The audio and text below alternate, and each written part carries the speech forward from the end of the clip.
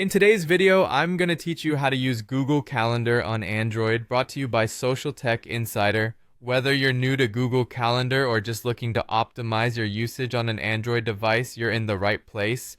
Let's walk through the essentials, starting right from the installation to creating events, all in a manner that's straightforward and efficient. First things first, you'll need to ensure that you have the Google Calendar app installed on your Android device. If it's not already there, head over to the Google Play Store.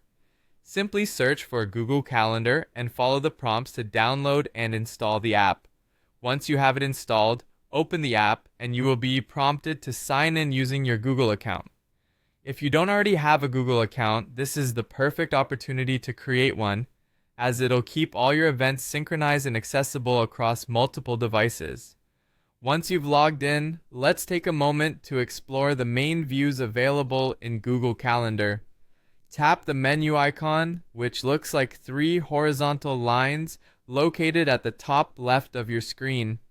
This opens up a variety of viewing options tailored to your specific needs. For a detailed look at your day, opt for the day view.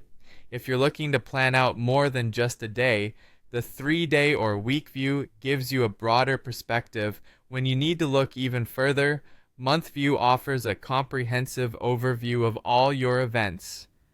For those of you who prefer a list format, schedule view is perfect, as it consolidates your upcoming events in an easily digestible list. Now, on to one of the most crucial functions, creating a new event.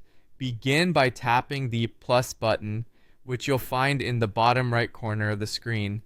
From the options that pop up, choose Event. This is where you'll start inputting the details, beginning with the title of your event. Make sure it's something descriptive enough to stand out in your calendar. Next, input the date and time. There's also an option to add a location, though this is entirely optional. If you want to invite others, this is the step where you can add guests to your event by entering their email addresses. And finally, once everything is set up to your liking, tap Save. Your event is now on your calendar, and any invited guests will receive their invitations through email. And there you have it. You've now got a solid understanding of how to navigate and utilize Google Calendar on your Android device. With these tools and tips in hand, you'll be ready to manage your schedule with more ease and efficiency than ever before. Thanks for joining, and happy planning!